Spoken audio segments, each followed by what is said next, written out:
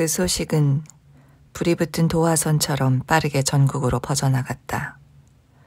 언론은 이 혐오스러운 인간들, 살인을 저지른 자매와 공범이 된 사위를 호되게 비난했다. 노인과 무고한 아이를 두고 마치 모두가 곁에 두고 싶어 했을 만한 할아버지와 손자라도 되는 것처럼 눈물을 흘렸다. 올바른 신념을 바탕으로 공중도덕의 지표 역할을 한다고 하는 신문들은 벌써 몇 번째 하는 일인지 헤아릴 수도 없지만 이 전통적 가족 가치에 거침없는 타락에 손가락질을 해댔다. 그들이 보기에 이것은 모든 악의 원천, 원인이자 기원이었다. 그러나 불과 48시간 뒤 국경 지역 전역에서 똑같은 사건이 벌어지고 있다는 소식이 쏟아져 들어오기 시작했다. 다른 수레와 다른 노새들이 다른 방어력 없는 몸들을 실어 날랐다. 가짜 구급차들이 몸뚱어리들을 내려놓을 수 있는 곳으로 가려고 인적 없는 시골길을 구불구불 따라갔다. 환자의 몸은 대개 의자에 앉히고 안전띠로 묶어두었다. 물론 트렁크에 싣고 담요로 덮어두는 수치스러운 사례도 가끔 있었다. 온갖 제조업체들에서 만든 온갖 연식과 온갖 모델의 차들이 이 새로운 단두대를 향해 달려갔다.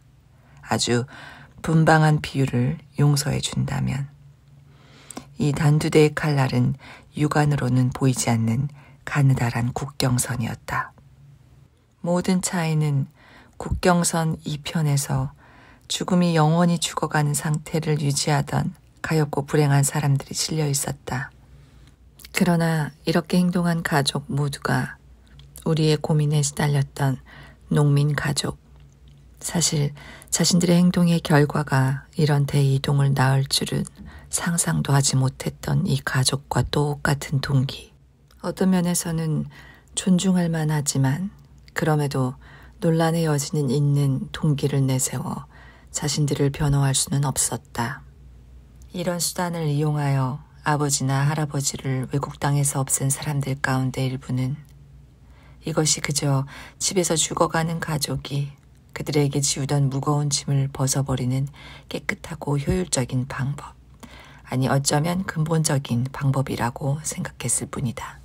앞서 손자와 함께 묻힌 노인의 딸들과 사위를 비난하고 공모와 묵인을 했다며 노처녀 고모까지 비난의 대상에 포함시켰던 언론은 이제 겉으로 보기에는 품이 있는 사람들, 그러나 이 엄중한 국가적 위기에 자신의 진정한 본성을 감추던 위선의 가면을 벗어버린 사람들에게 잔인하고 애국심이 결여되어 있다는 낙인을 찍었다.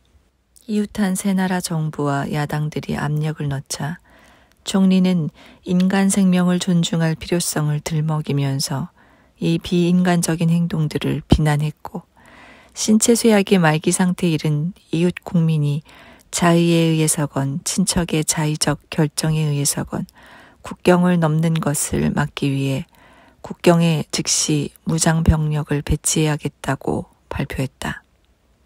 물론 감히 입 밖에 내어 말을 하지는 못했지만 정부는 마음 깊은 곳에선 이 대이동에 전적으로 반대하진 않았다.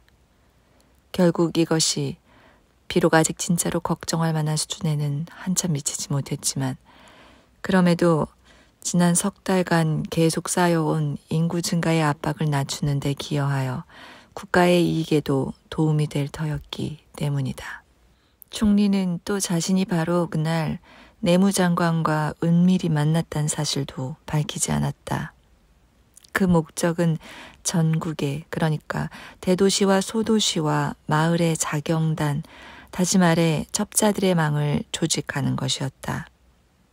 그들의 임무는 죽음이 정지된 가까운 친척을 둔 사람들의 수상쩍은 행동을 당국에 보고하는 것이었다. 그런 행동에 개입하느냐 마느냐는 사안별로 결정을 내리기로 했다. 이런 새로운 이동의 흐름을 완전히 막는 것은 정부의 의도가 아니었기 때문이다. 국경을 공유하는 나라들의 우려를 약간이나마 불식하여 한동안 그들의 불만을 잠재우자는 것이 그들의 의도였다. 우리는 다른 나라 사람들이 하라는 대로 하려고 여기 있는 게 아니요. 총리가 단호하게 말했다. 이 계획에서 작은 마을, 큰 소유지, 고립된 주택은 여전히 배제될 겁니다. 내무부 장관이 말을 받았다.